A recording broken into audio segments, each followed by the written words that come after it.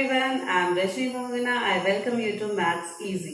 आज का टॉपिक है क्लास 12 मैथमेटिक्स का चैप्टर नंबर 5 कंटिन्यूटी, जो कि बहुत ही इम्पोर्टेंट आपका टॉपिक है। जैसा हम जानते हैं कि आपकी क्लास 12 बोर्ड एग्जामिनेशन में 44 मार्क्स के सिर्फ कैलकुलस पार्ट ही, कलन पार्ट ही है, राइट। इस समय भी जो सिलेबस रिड्यूस हुआ है उसमें भी 44 मार्क्स का आपका कैलकुलस पार्ट आने वाला है।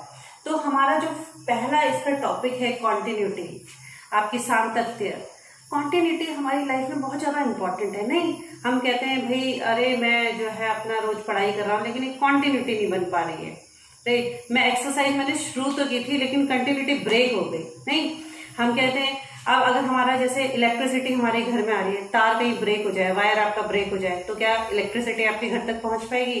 कंटिन्यूटी ब्रेक हो गई है, राइट। अभी आप मेरा वीडियो किसके थ्रू देख रहे हैं? अपने मोबाइल के थ्रू। मोबाइल में किसके थ्रू देख रहे हो? इंटरनेट के थ्रू। कुछ इलेक्ट्रोमैग्नेटिक वेव्स जो है आपका मोबाइल कैच कर रहा होगा, उनके बेसिस पे आप देख रहे हो। कई बार हम कहते हैं अरे इंटरनेट पकड़ ही नहीं रहा है, कंटिन्यूटी नहीं आ रही है, तो उसमें भी अगर वो कंटिन्यूटी ब्रेक हो जाती है वो इलेक्ट्रोमैग्नेटिक वेव्स की, तो क्या होता है? नेटवर्क नहीं आता है, आपका जो है कनेक्शन ब्रेक हो जाता है। इसलिए कंटिन्यूटी पढ़नी बहुत जरूरी है। कंटिन्यूटी का हमारे जीवन में, आगे आपकी इंजीनियरिंग में अगर आप करते हो या आगे फर्दर मैथ्स के फील्ड में आगे जाते हो, तो हर जगह इसका बहुत ज्यादा यूज होने वाला है। और नाम से ही समझ आ रहा है बहुत इजी टॉपिक है। नाम थोड़ा डिफिकल्ट है बट टॉपिक इजी है कॉन्टिन्यूटी। जैसे हम इसको अगर एक फंक्शन में बात करें, फंक्शन हम जानते हैं, फलन हम जानते हैं, थोड़ा ग्राफ में हम इसको देख लेते हैं। अगर देखो किसी हम फंक्शन का ग्राफ बनाते हैं, y is equals to f x, right. ये मैंने एक ग्राफ बनाया है y is equals to f x, एक फंक्शन का। अगर इसमें कहीं भी कोई भी ब्रेक नहीं आ रहा है, कहीं भी ये टूट नहीं रहा है, तो ये कंटिन्यूअस है। तो हम कहेंगे ये फंक्शन जो है थ्रू आउट हमारा रियल नंबर लाइन के ऊपर, यानी कि वास्तविक संख्याओं पे हर जगह क्या है? कंटिन्यूअस है, राइट। तो कंटिन्यूअस है। अब इसमें क्या हो गया?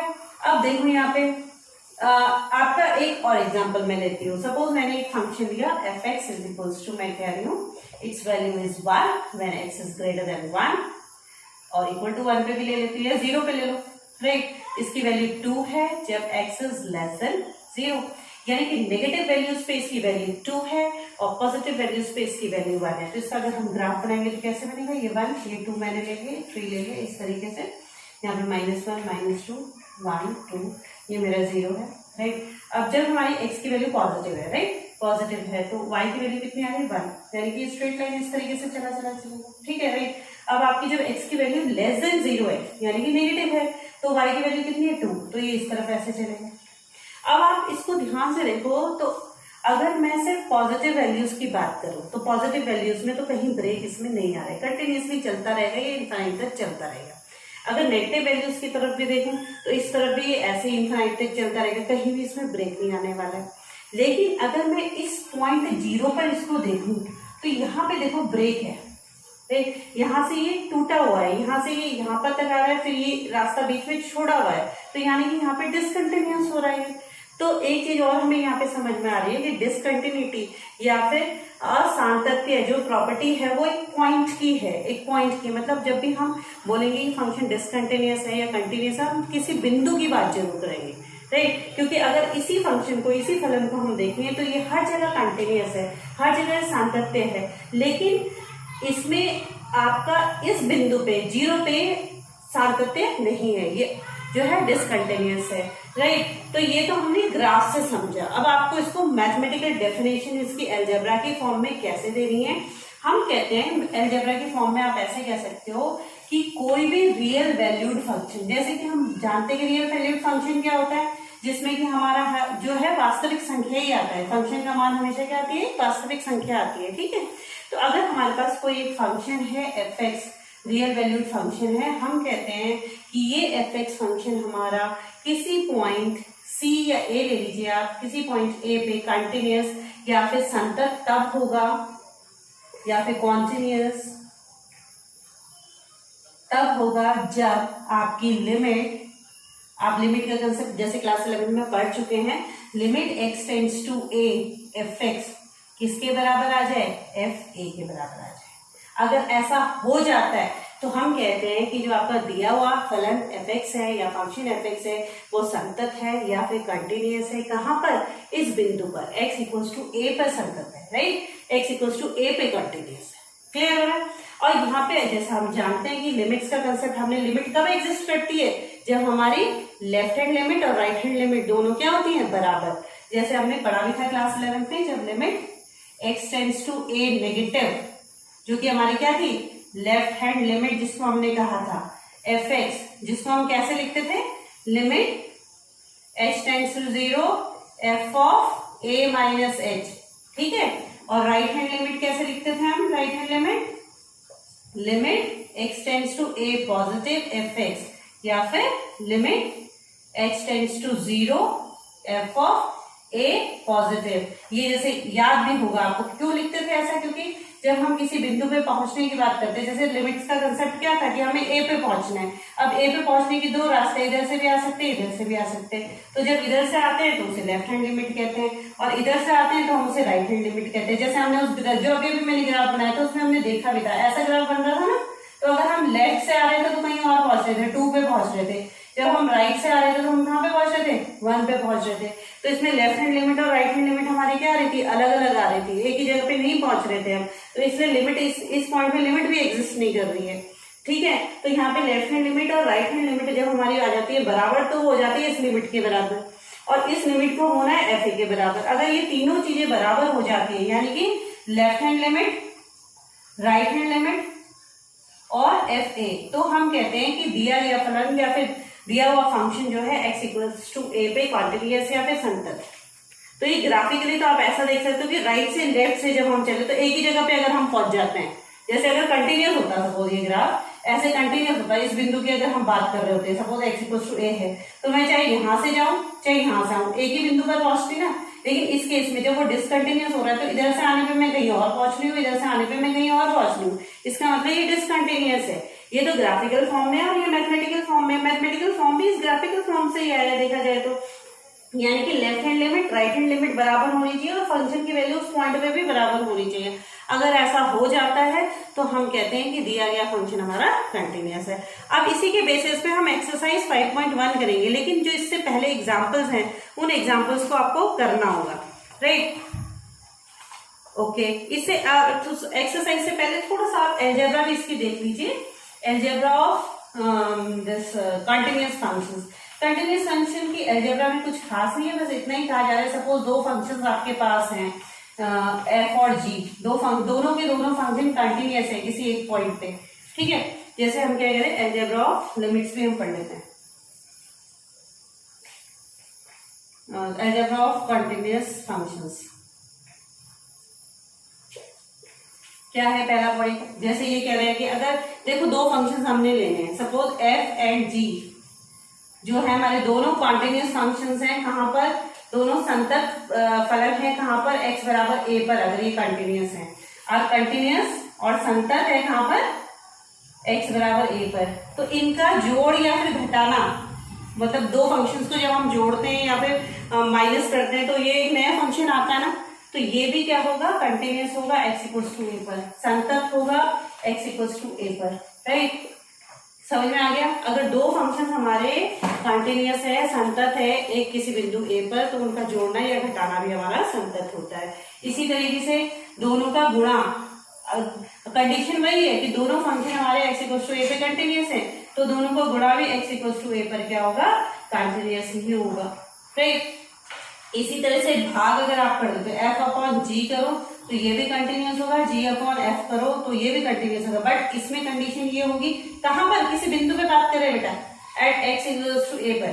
तो जहां पर हमारा g जो है, g a does not equal to 0, g a, इस केस में g a 0 नहीं होना चाहिए, इस केस में f a 0 नहीं होना चाहिए। अगर ऐसा हो जाता है तो ये सारे के सारे हमारे क्या हो जाते हैं? जो नए फंक्शन बन रहे हैं, मतलब अलजेब्रा में हम ये कह रहे हैं कि जो नए फंक्शन बन रहे हैं, जोड़ने घटाने के बाद, गुणा करने के बाद, भाग देने के बाद, वो भी कंटिन्यूअस ही होंगे उस बिंदु पर। लेकिन ध्यान यही रखना है लास्ट वाले में कि जो डिनोमिनेटर है, जो नीचे का आपका हिस्सा है हर, ये 0 नहीं होना चाहिए, क्योंकि जैसा हम जानते हैं कि 0 से डिविजिबिलिटी हमारी पॉसिबल नहीं है। 0 से हम किसी नंबर को डिवाइड करते हैं तो इन्फिनिटी आता है, ठीक है। तो आई होप सो ये हमारा क्लियर हो गया होगा। ओके, अब हम आ जाते हैं अपनी एक्सरसाइज 5.1 पे। अब 5.1 पे पहले क्वेश्चन में इसने एक फलन दिया है आपको f(x) = 5x - 3 और इसके बारे में पूछ रहा है कि ये क्या समतल होगा x = 0, x = -1 और x = 5 पे। एक्सरसाइज 5.1 क्वेश्चन नंबर 1, फंक्शन फलन आपको दिया गया है 5x - 3 and you have to check whether it is continuous at x = 0 पे भी चेक करना है, x = -3 पे भी चेक करना है, x = 5 पे भी चेक करना है, संतत या फिर कंटिन्यूअस के लिए। ठीक है, तो इसमें जब सिंपल आपको फंक्शन दिया गया हो जहां पे रेंज ना दी गई हो तो सिंपली आप क्या निकालिए, जैसे मैंने क्या लिखाया था कि जिस बिंदु पे भी हमें कंटिन्यूटी चेक करनी है उस पे हम लिमिट निकालेंगे दी गई फंक्शन की और उस फंक्शन की वैल्यू निकालेंगे। तो पहले 0 के लिए या फॉर 0 या फिर फॉर 0 क्या होगा आपके पास, f0 निकाल लीजिए आप पहले। f0 कितना हो, 0 यहां रखेंगे, -3 आ गया, राइट। अब आप निकाल लीजिए limit x tends to 0, 5x - 3, तो यहाँ पे भी क्या आएगा -3, तो दोनों बराबर आ रहा है। तो आप लिखेंगे कि f0 = limit x tends to 0 fx therefore continuous या फिर therefore continuous या फिर therefore संतत। आ रही बात समझ में, कहां पर संतत है, x = 0 पर। और सिमिलरली आप -3 और 5 पे भी निकाल सकते हैं। ठीक है, -3 के केस में यहाँ पे -3 पुट कर देंगे, 5 के केस में 5 पुट कर देंगे। इजीली आप प्रूव कर पाएंगे कि इन दोनों बिंदुओं पर भी ये दिया गया जो फलन है हमारा वो संतत है या फिर इन दोनों पॉइंट्स पे भी जो गिवन फंक्शन है वो हमारा कंटिन्यूअस है। अब आ जाइए आप क्वेश्चन नंबर 2 पर। In question number 2 what is given there, right, is given है examine the continuity of the function। आपको क्वेश्चन नंबर 2 पे कंटिन्यूटी देखनी है f(x) = 2x² - 1 at x = 3। तो ये भी बिल्कुल उसी तरीके का है। आप क्या करेंगे, f3 निकाल लेंगे पहले, कितना हो गया 2 × 3, 3 का स्क्वायर 9 - 1 18 - 1 दैट इज 17। अब आप limit x tends to 3 2x² - 1 निकाले तो डायरेक्टली आप पुट कर सकते हैं, तो इससे भी आपका 17 ही आएगा। तो यहाँ से आपको ये भी समझ आ रहा है कि जो आपके पॉलिनोमियल्स होते हैं, ये पॉलिनोमियल्स हैं, बहुपद है ना आपके पास, पहले केस में भी इस केस में भी, ये हर एक बिंदु पर कंटिन्यूअस ही होते हैं, हर एक बिंदु पर संतत ही होते हैं। ठीक है, अब आप कर लीजिए क्वेश्चन नंबर 3। क्वेश्चन नंबर 3 में फर्स्ट पार्ट सिमिलर है, आप कर सकते हैं। थोड़ा सा मैं ये वाला बी पार्ट इसका डिस्कस कर लेती हूँ। बी पार्ट में क्या है क्वेश्चन नंबर 3 में, f(x) = 1/x - 5 x is not equal to 5। अब आपको यहाँ पे इसमें बिंदु नहीं दिया है कि किस बिंदु पे आपको कंटिन्यूटी चेक करनी है या फिर सामतत्य चेक करनी है। आपको सिर्फ क्या करना है, आपको खुद ही बताना है कि कहाँ कंटिन्यूअस होगा कहाँ डिसकंटिन्यूअस होगा। ये कह रहा है सब जगह चेक कीजिए, लेकिन x की वैल्यू 5 नहीं रखोगे, इसको छोड़ दिया इसने। ठीक है, तो अगर आप x = 5 को छोड़ के अगर इसको देखोगे तो ये हर जगह कंटिन्यूअस है। क्यों, क्योंकि कैसे देखोगे आप क्या मानोगे, माना कि x is a real number. एक आपने x वास्तविक संख्या ले ली, x नहीं a ले लो आप, let a is a real number. ठीक है, यानी इस a पे हम जो है इसकी क्वांटिटी चेक करने वाले हैं। अब आप क्या करोगे, fa अगर मैं निकालती हूँ तो सिंपली क्या देगा 1/a - 5 दिया ही गया है कि x = 5 तो हो नहीं सकते। ओके, तो यहाँ पे आपके पास ये आ गया। अब आप अगर limit x tends to a पे निकालोगे तो आपको मालूम है a 5 तो हो नहीं सकता है, तो ये भी आपके पास क्या देगा a - 5। तो यानी कि दोनों बराबर आ रहे हैं। Limit x tends to a f(x) किसके इक्वल आ रहा है, fa के इक्वल आ रहा है। इसका मतलब दिया गया जो फलन है वो हर एक बिंदु पे, रियल वैल्यू पे, हर एक वास्तविक संख्या पे संतत होगा, खाली 5 को छोड़कर। ठीक है, तो आप लिखोगे the given function is continuous except 5। 5 तो इसने लिया ही नहीं है, कह रहा है 5 आपको लेना ही नहीं है। ठीक है, इस तरीके से हमें देखना है। तो आपको यहाँ से ये चीज भी समझ आ रही है कि अगर आपके पास फ्रैक्शनल इस तरीके से अगर भिन्न के रूप में ये है, ऊपर भी और नीचे भी, तो ये इस तरीके के फंक्शन भी हर जगह कंटिन्यूअस होते हैं, लेकिन उस बिंदु पे ये कंटिन्यूअस नहीं होते जहां पे हमारा डिनोमिनेटर जो है 0 हो रहा हो। ठीक है, अब इसका डी पार्ट हम देख लेते हैं। डी पार्ट में क्या है, डी पार्ट में आपको मॉड फंक्शन दिया गया है, f x equals to mod x minus 5। मैं ये कहूंगी जब भी आपको ये मॉड फंक्शन दिया गया हो, इसको आप पहले रीडिफाइन कर लीजिए। रीडिफाइन मतलब दोबारा से इसको, इस फंक्शन को डिफाइन कर लीजिए। आपको अगर याद हो, क्लास 11 में हम पढ़ चुके हैं मॉड एक्स की डेफिनेशन क्या कहती है कि इसकी वैल्यू एक्स होती है जब एक्स जो है ग्रेटर देन 0 हो, यानी कि पॉजिटिव हो। जब एक्स जो है धनात्मक संख्या है तो ये ऐसे ही आता है, और जब ऋणात्मक है तो इसके आगे लगा देते हैं माइनस। याद है? तो इसको, इस कंसेप्ट को हमें ध्यान में रखना है। तो इसको पहले हम देख लेते हैं कि 0 कहां पर हो रहा है। इसमें x की जगह x माइनस 5 है, ठीक है। तो इसको लिखने का तरीका होता है, इसमें तो आप इजीली देख सकते हो कि x कहां नेगेटिव पॉजिटिव है। अब इसको ब्रेक करने के लिए आपको क्या करना पड़ेगा, पहले x माइनस 5 को 0 के इक्वेट पुट करके देखना पड़ेगा कि 0 कहां पे रहेंगे। तो 0 आ रहा है 5 पे, यानी कि अगर मैं इसमें 5 से बड़ी वैल्यू रखती हूँ तो ये पूरी की पूरी वैल्यू पॉजिटिव होने वाली है, और 5 से छोटी वैल्यू अगर रखती हूँ, जैसे अब 2 रखा, 3 रखा, माइनस जो भी रखती हूँ मैं, तो ये वैल्यू मेरी नेगेटिव होने वाली है। तो इसको, इस फंक्शन को मुझे ब्रेक करना पड़ेगा 5 पे। तो किस तरीके से मैं करूंगी, f x is equals to x greater than 5 और x less than 5। Equal to भी मैंने इसी में डाला है, किसी में भी आप डाल सकते हो, उस पर 0 ही आना है, कोई दिक्कत नहीं है। अब ग्रेटर देन 5 है, जब मैं एक्स की वैल्यू 5 से बड़ी रखूंगी तो इसमें पॉजिटिव आना है। पॉजिटिव आना है तो मतलब इसको एज इट इज लिखा जाता है। देखो ना, पॉजिटिव वाला तो जो अंदर है वही बाहर लिख दिया जाता है, तो यानी कि x माइनस 5 भी लिखा जाएगा।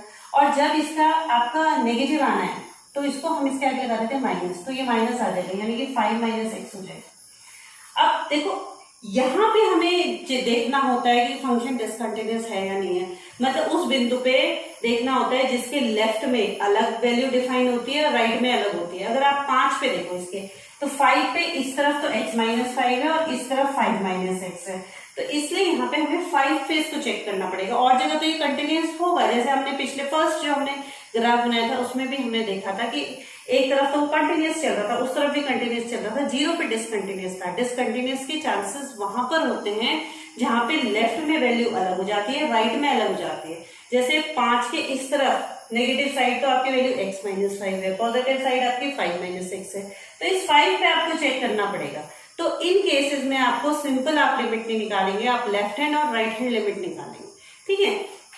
अब जैसे इस केस में लेफ्ट हैंड लिमिट में निकालती हूँ, लेफ्ट हैंड लिमिट निकालने का क्या होता है, लिमिट x टेंड्स टू 5 पे निकालेंगे, 5 negative f x. 5 negative f x को मैंने कैसे लिखा था, 5 नेगेटिव मतलब 5 से छोटी वैल्यूज के लिए, 5 से छोटी वैल्यूज आप डायरेक्टली यहाँ से भी लिख सकते हैं, 5 माइनस एक्स, आप ऐसे लिख सकते हैं इसको, लिमिट x टेंड्स टू 5 और 5 माइनस मतलब x से छोटी वाली वैल्यू, 5 से छोटी वाली वैल्यूज, 5 से छोटी वाली वैल्यूज के लिए क्या है, 5 माइनस एक्स है, राइट। तो यहाँ पे आप 5 की वैल्यू रख दीजिए, 5 माइनस 5 कितना आ गया, 0, ठीक है। इसी तरीके से आप राइट हैंड लिमिट भी निकालिए, राइट हैंड लिमिट निकालते हो तो इसका मीनिंग है x tends to 5 positive f x, यानी कि वो वैल्यूज रखनी है जहां पे मेरा x पॉजिटिव मतलब 5 से बड़ा है। 5 से बड़ा कहाँ है, x माइनस 5, x माइनस 5, तो यहाँ पे भी आप 5 रख लेंगे इजीली, तो 5 माइनस 5 0 है। तो इस केस में तो लेफ्ट हैंड और राइट हैंड लिमिट हमारी 0 आ रही है। अब एक बार हम f5 पे भी निकाल लेते हैं, 5 पे तो हमें मालूम ही है 5 पुट करेंगे तो 0 ही आएगा, तो ये तीनों वैल्यूज बराबर आ रही है। इसका मतलब ये जो फंक्शन है ये हर जगह ही कंटिन्यूअस है। तो आंसर आप इसका क्या लिखेंगे कि दिया गया फलन हमारा पूरा सारी वास्तविक संख्या पे संतत है, या फिर given function is continuous at all the real values of x। Okay, तो इस तरीके से आप क्वेश्चन नंबर 3 के सारे पार्ट्स कर सकते हैं। Now question number 4। In question number 4, what we have, in question number 4, function is given fx equals to x की power n and you have to check it at for x equals to n, जहां पर n एक धनात्मक पूर्णांक है, positive integer है। n क्या है, पॉजिटिव इंटीजर है, धनात्मक पूर्णांक है। ओके, अब धनात्मक पूर्णांक है तो कोई दिक्कत ही नहीं है, आप इसके निकाल लीजिए, f n निकाल लीजिए पहले। तो अगर धनात्मक है तो सीधे सीधे हम यहाँ रख सकते हैं, हमें मालूम है धनात्मक की पावर हम कुछ रखेंगे तो डिफाइंड ही आएगा, ये आएगा। और अगर लिमिट निकालते हैं इसकी, limit x tends to n f x, तो ये भी n की पावर n आ जाएगा, दोनों इक्वल आ रहे हैं, राइट। और दोनों इक्वल आ रहे हैं तो इसका मतलब क्या है कि ये दिया गया फलन जो है हमारा क्या है, इन सारे ही धनात्मक एन पे जो है कंटिन्यूअस है, यानी कि सारे के सारे पॉजिटिव वैल्यूज पे कंटिन्यूअस है। इस तरीके से आप इसको लिख लेंगे। Now question number 5। देखो क्वेश्चन नंबर 5 हम डिस्कस कर लेते हैं। क्वेश्चन नंबर 5 में क्या दिया गया है? क्वेश्चन नंबर 5 में फिर से एक फलन आपको दिया गया है, जिसमें कि इस तरीके से दिया गया है 1 के लिए, और इसकी वैल्यू है 5 if x is greater than 1। और आपको 3 जगह पे चेक करनी है कंटिन्यूटी। जैसे मैंने बताया कंटिन्यूटी पॉइंट की प्रॉपर्टी, तो पॉइंट्स पे चेक होगा। x इक्वल्स टू 0 पे भी चेक करना है, 1 पे भी चेक करना है, 2 पे भी चेक करना है। ठीक है, अब देखो मैंने क्या कहा था, कंटिन्यूटी डिसकंटिन्यूअस होने के चांसेस वहां पर होते हैं जहां पे लेफ्ट और राइट में फंक्शन अलग होते हैं। 0 पे डेफिनेटली कंटिन्यूअस होने वाला है, 2 पे भी कंटिन्यूअस होने वाले हैं। दिक्कत आएगी 1 पे चेक करना है आपको एक्चुअली, क्योंकि 0 जहां पे 0 है, 0 तो 1 से छोटा है ना, 0 1 से छोटा, तो हर जगह इसकी वैल्यू x ही आएगी। तो अगर आप 0 के लिए करेंगे, फॉर 0 x इक्वल्स टू 0 के लिए सिंपली आप क्या लिखोगे, f0 की वैल्यू क्या आएगी, ये वाली आएगी, क्योंकि 1 से तो छोटा ही 0 इस रेंज में आएगा, तो 0 ही आ जाएगा। और जब लिमिट x टेंड्स टू 0 निकालोगे तब भी ये कितना आएगा, 0, तो कंटिन्यूअस आ रहा है। तो आप लिखोगे 0 पे दिया गया फलन हमारा संतत है, या फिर given function is continuous eight 0। Similarly आप 2 पे भी निकाल लोगे, क्योंकि 2 पे क्या होगा, फॉर x इक्वल्स टू 2 पे क्या होगा, f2 क्या होगा, यानी कि जहां पर वैल्यू x से जो है 1 से बड़ी हो रही है, तो वैल्यू 5 ही आ रही है, देखो आप। और लिमिट x टेंड्स टू 2 पे भी निकालूंगी, जब भी ये 1 से बड़ा हो रहा है तब भी इसकी वैल्यू 5 ही आ रही है, यानी कि दोनों फिर से बराबर आ रहे हैं, दोनों फिर से बराबर आ रहे हैं, तो यहाँ पे भी कंटिन्यूअस हो गया। चेक हमें जैसे मैंने बताया था खाली 1 पे करना है, तो इन दोनों के लिए आप लिख दोगे कंटिन्यूअस या फिर संतत, x इक्वल्स टू 0 पर भी और x इक्वल्स टू 2 पर भी। ठीक है, अब इसको आप प्रॉपरली लिखेंगे। ठीक है, समझा मैं शॉर्ट में रही हूँ यहाँ पे, लेकिन आप लिखेंगे इसको प्रॉपरली जैसे जैसा मैं बोल रही हूँ। अब यहाँ पे आप जो है 1 पे चेक कीजिए। अब 1 के लिए हमें निकालना पड़ेगा फॉर x इक्वल्स टू 1। इसके लिए लेफ्ट हैंड लिमिट आप निकाल लीजिए। लेफ्ट हैंड लिमिट मतलब limit x tends to 1 negative fx। 1 negative fx मतलब लिमिट x टेंड्स टू 1। जब हम लेफ्ट से आ रहे हैं मतलब 1 की वैल्यू जो x की वैल्यू 1 से छोटी है, x की वैल्यू 1 से छोटी है, तो उसके लिए x है ना, ये है ना 1 से छोटी वैल्यू के लिए फंक्शन कैसा डिफाइंड है, x। तो यहाँ पे आपका x आ जाएगा, तो x की जगह आप 1 रखिए, तो आंसर आ रहा है 1। ओके, और जब आप राइट हैंड लिमिट निकालेंगे इसकी, तो इसमें आप लिखेंगे limit x tends to 1 positive fx। तो उस केस में आपके पास क्या हो जाएगा, लिमिट x टेंड्स टू 1। अब आप इस तरफ से जा रहे हैं, यानी कि x जो है 1 से बड़ा है, 1 से बड़ा है, तो उसके लिए वैल्यू कितनी है, 5। तो क्या आ रहा है, 5। इसका मतलब left hand and right hand equal नहीं आ रहे हैं, तो इसका मतलब फंक्शन 1 पे कंटिन्यूअस नहीं है। तो आप क्या लिखोगे, left hand limit is not equal to right hand limit, therefore function is not continuous या discontinuous, is discontinuous at x equals to 1। या फिर आप ऐसे लिख सकते हो कि दिया गया फलन असंतत है x बराबर 1 पे। ओके, तो इस तरीके से आपको देखना है। तो क्वेश्चन नंबर 6, 7, 8, 13 तक आपके इसी तरीके के क्वेश्चंस हैं। 13 इवन 16 तक इसी तरीके का क्वेश्चन है। अब इसमें या तो इस तरीके का क्वेश्चन बोर्ड एग्जाम में आता है, या फिर ये कैसा रहता है, जैसे क्वेश्चन नंबर 17 है, मैं उसको डिस्कस कर रही हूँ, क्योंकि बीच के जो क्वेश्चन है वो सिमिलर है, बिल्कुल इसी के तरीके से आपको चेक करना है। अगर कंसेप्ट आपको समझ में आ गया है तो आप इसीलिए क्वेश्चन नंबर 16 तक कर सकते हैं। अब क्वेश्चन नंबर 17 में हम देखते हैं, इस तरीके क्वेश्चन एग्जाम में आता है। मैक्सिमम टाइम मैंने ऐसा ही देखा है कि आपका क्वेश्चन किस तरीके से आता है कि ये आपको दे देगा। जैसे क्वेश्चन नंबर 17 में इसने दिया है कि आपको ए और बी का संबंध निकालना है, जबकि दिया गया फलन x बराबर 3 पे संतत है। यानी कि find the relationship between a and b so that the function f defined by function fx आपको दिया गया है ax प्लस 1 bx प्लस 3 ये है if x is less than equals to 3 and if x is greater than 3 is continuous, संतत है कहां पर,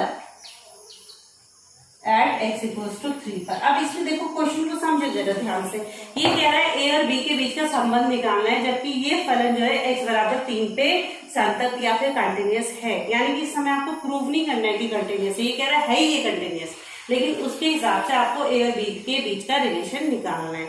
तो आपको प्रॉपर्टी अपने दिमाग में रखनी है कि कंटिन्यूटी का मतलब है लेफ्ट हैंड लिमिट और राइट हैंड लिमिट हमारी आनी चाहिए बराबर।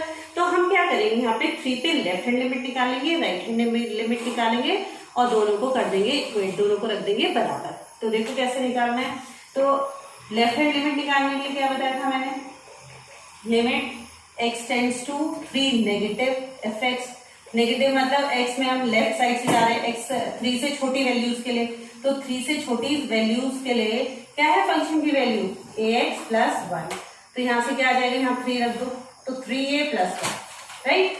अब ऐसी राइट हैंड लिमिट निकाल लीजिए आप, limit x tends to 3 positive f x, यानी कि आपके पास आ जाएगा 3 लिमिट x टेंड्स टू 3। अब देखो क्या है, x 3 पॉजिटिव मतलब x जो है 3 से बड़ा है, तो x जब 3 से बड़ा है तो फंक्शन की वैल्यू क्या है bx प्लस 3, तो यानी क्या आ जाएगा 3b प्लस 3। अब इन दोनों, अगर ये फंक्शन यहाँ पे हमारा ये दिया गया फलन हमारा सांतत्य है, x बराबर 3 पे संतत है, कंटिन्यूअस है, तो हमारा होना क्या चाहिए, दोनों बराबर होने चाहिए। तो इसलिए हम लिखेंगे दिया गया function is continuous at x equals to 3 therefore, या फिर दिया गया फलन संतत है x बराबर 3 पे, इसलिए क्या होगा 3a plus 1, left hand limit will be equal to right hand limit. Okay, अब यहाँ से आप रिलेशन निकाल लीजिए, तो ये आपके पास हो जाएगा 3a 3b, इसको आप उधर ले जा लीजिए, 1 को उधर ले जा लेते हैं, तो क्या होगा 3 माइनस 1, यानी कि 3 माइनस 1 2 हो जाएगा आपके पास। तो ये आपके पास रिलेशनशिप आ गया। चाहे तो आप ऐसा कर सकते हो कि a इज इक्वल टू 3 से डिवाइड कर लो इधर, तो यहाँ से 3 से डिवाइड करते हो तो ये हो जाएगा b प्लस 2/3। तो ये आपके पास रिलेशन आ गया। तो इस तरीके से आपने क्वेश्चन करने हैं। ये क्वेश्चन आपका इस तरीके का आता ही आता है एग्जाम में जनरली, जिसमें आपको दिया गया होता है कि फंक्शन जो है कंटिन्यूअस है या फिर संतत है, और आपको ये जो यहाँ पे a b c के जो भी दिया गया होता है उसकी वैल्यू निकालनी होती है या फिर एक रिलेशनशिप निकालना होता है। तो इसी तरीके का एक क्वेश्चन हम और कर लेते हैं, फिर बाकी बची हुई एक्सरसाइज आप ट्राई कीजिए, और जहां नहीं आता है वहां हम डिस्कस कर लेंगे, कोई दिक्कत नहीं है। ओके, कुछ क्वेश्चंस हम नेक्स्ट वीडियो में डिस्कस कर सकते हैं। अभी मैं क्वेश्चन नंबर 18 तक कर लेती हूँ। यहाँ पे क्वेश्चन नंबर 18 में देखो क्या है, ये कह रहा है कि function f x is equal to दिया गया है आपके पास lambda x square minus 2x if x is less than equal to 0, और इसकी यहाँ दिया गया 4x plus 1 if x is greater than 0। ये कह रहे हैं कि लैम्डा की वैल्यूज आप बताइए, जबकि फंक्शन दो अलग अलग पॉइंट इसमें दिए हैं। अब ये कह रहे हैं कि तब बताइए जब x इक्वल टू 0 पे कंटिन्यूअस है, राइट, और तब बताइए जब x इक्वल टू 1 पे कंटिन्यूअस है। दोनों के लिए आपको अलग अलग देखना पड़ेगा, राइट।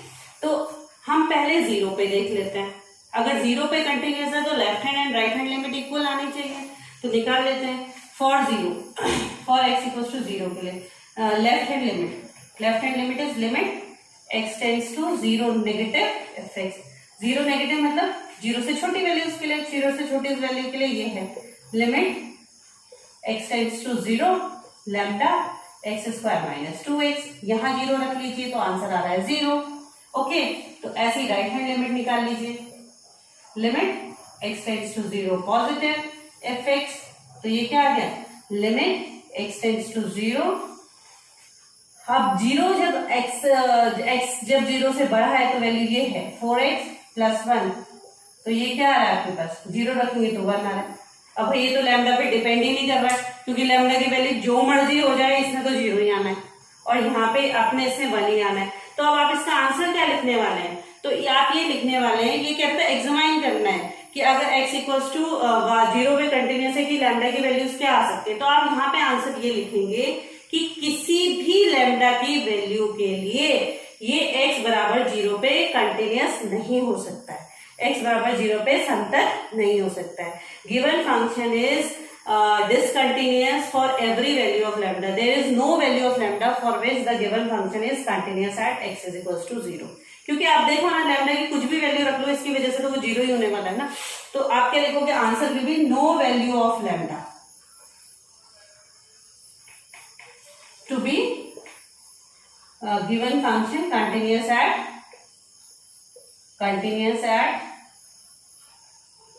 x इक्वल्स टू 0, 0 पे कंटिन्यूस आ ही नहीं रहा है वो, ठीक है। या हिंदी में आप लिख देंगे लैम्डा की हमें कोई भी वैल्यू नहीं मिल पा रही है जिसके लिए हमारा दिया गया फलन x बराबर 0 पे संतत हो। ओके, अब हम इसी को x बराबर 1 पे देख लेते हैं। x बराबर 1 पे हो सकता है हो जाए, ठीक है। तो x बराबर 1 पे हम देख लेते हैं इसको, फॉर x इक्वल्स टू 1। अब जब हम x इक्वल्स टू 1 के लिए करेंगे तो हम 1 नेगेटिव पे निकालेंगे। अब 1 नेगेटिव पॉजिटिव तो जरूरी है ही नहीं इसमें, क्योंकि आप एक ही पॉइंट पे निकाल सकते हैं। यहाँ पे लेफ्ट हैंड और राइट हैंड निकालने की जरूरत नहीं है, क्योंकि फंक्शन दोनों ही केसेस में 4x प्लस 1 आने वाला है, तो आप डायरेक्ट निकाल सकते हैं। Limit x tends to 1 4x plus 1, क्योंकि 1 पे तो देखो जब 0 से बड़ा है तो यही है फंक्शन की वैल्यू। जब आप 1 पुट करेंगे तो क्या आ जाएगा, ये 4 में 4 प्लस 1 5। और जब आप f ऑफ 5 निकालेंगे, सॉरी f ऑफ 1 निकालेंगे, तब भी वो इसी रेंज में आएगा, तो 4 प्लस 1 यानी कि 5 ही आएगा। तो अब यहाँ पे तो ये 5 ही आ रहा है, फिर से लैम्डा पे कोई फर्क नहीं पड़ रहा है। तो इस केस में आप क्या लिखेंगे कि लैम्डा की किसी भी वैल्यू के लिए आप कुछ भी वैल्यू लैम्डा की रख लो, 1 पे तो ये कंटिन्यूस होने ही वाला है। तो आप लिखोगे लैम्डा की किसी भी वैल्यूज के लिए दिया गया फलन x बराबर 1 पर संतत होगा। For any value of lambda, the given function is continuous for x equals to 1. अब अगर आपको कंसेप्ट कंटिन्यूटी का समझ आ गया है तो ये एक्सरसाइज आप इजीली कंप्लीट कर सकते हैं, आपको कोई प्रॉब्लम नहीं आएगी। फिर भी कोई दिक्कत आती है तो हम उसको डिस्कस कर सकते हैं। Thank you everyone.